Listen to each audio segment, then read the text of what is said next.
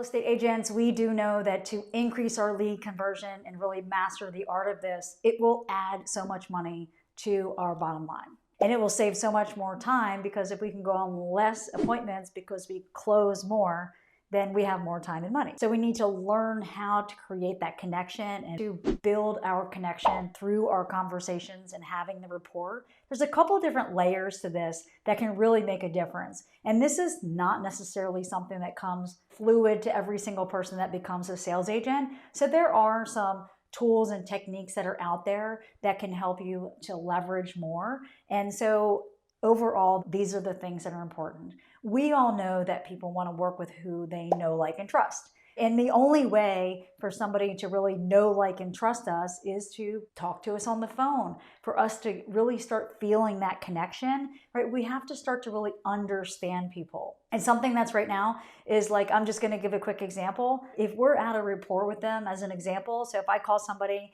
and they're talking kind of slow, or they're really kind of maybe a little distant, and you pick up the phone and you're like, "Hi, my name is Kim, and I'm calling because I saw that your home came on an expired listing. So I was wondering, where do you plan to go to next?" They're going to hang up on us. So one of the things is to understand people, and there's different layers to that. One of which is to hear what's going on the other side of the phone. So people end up kind of relating to those that they talk similarly to. When we go to a place that's, like, not in our region, so let's just say that I go to the South, and they have a really, like, twangy kind of voice and tonality, and I come and I sound totally different. I'm going to have to work on that rapport and maybe change my language a little bit, at least so that my speech pattern is the same duration. Meaning, if I go and talk to somebody in New York, they talk really fast, they want to know things, they're short on time, they're very type A. And if you go to talk to somebody in the South, they're a little bit slower, they're taking their time. How y'all doing? Things like that. So think about that. The minute that you speak to people, you can really create a rapport, just simply how to understand that connection right off the gate. Have you ever gotten that phone call where the person's, like, super annoying, you're trying to get a word in edgewise, and they don't even listen to you? So the other thing that I think is really important is, if you are cold calling, or you're calling anybody, like I call my friends, you're calling a client or a listing person, presentation, if you will, and you're preparing for that, you're confirming. One of the things that I also recommend that works out really well is to say, "Hi, this is Kim. We have an appointment tomorrow. Do you have a minute for me?" And if they say no, perfect. When is a good time for me to call?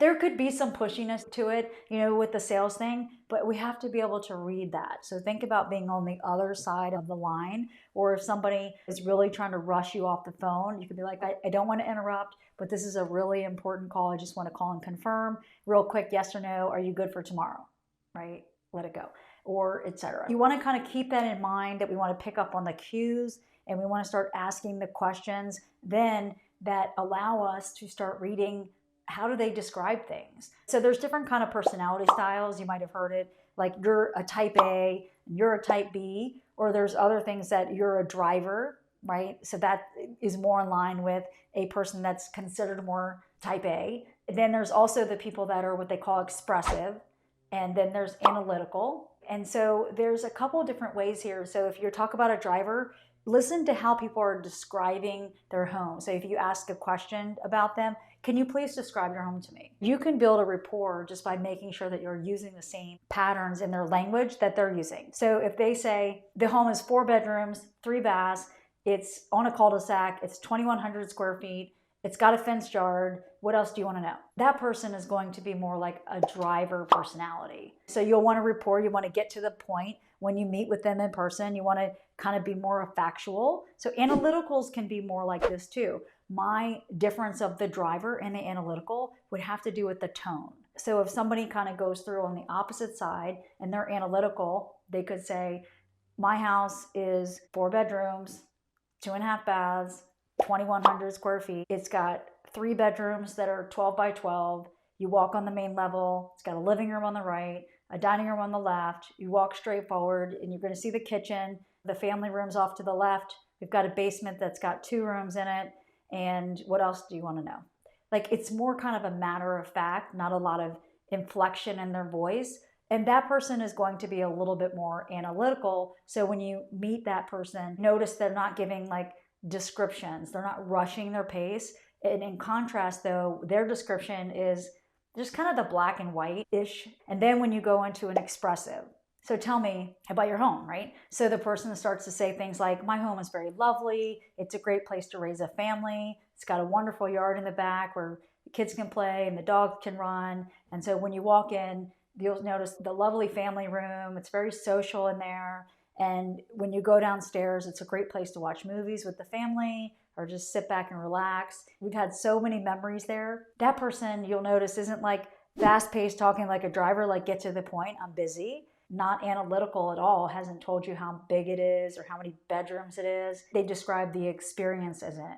So when you want to go backwards and talk about them in rapport, for example, if they say it's got a creek out in the back and it's a great place to watch the brook and things like that, and they start describing the fall leaves and the privacy, it's great for your family to feel safe. When you're talking back to them, you could be like, yeah, it sounds very tranquil. If you talk to an analytical person, they're going to say, yeah, it's on a cul-de-sac with trees in the back. Awesome. So did you pay a lot premium for it? So all of these types of things will really help us start to build rapport. And so learning these personality styles, building that rapport is very important, and kind of mirroring and matching their style, their rate of speech, their inflection. Be careful with the inspection that we're not kind of patronizing, if that's the right word, or we're not trying to talk into an Asian inflection that would make me like I'm mocking them. You want to kind of be careful about that, but the more that you can practice. So the other thing is also like when you're in front of them and they start doing things like crossing their arms or doing like this and you're talking with them, or if they're sitting back and they're being casual, right? And you sit back and being casual. This is something that you can do with your friends too, or if they lean forward, you lean forward. So the conversations aren't just always on the phone, it's also in person. So when you're out networking and you're meeting people, we want to convert them also to become part of our database, part of our sphere. So your body language is really important when you're also meeting people in person. We want to do the same thing where we're mirroring and matching their style. If somebody just like comes in and they're like, ah, and you're chill, it's going to be like, I gotta go.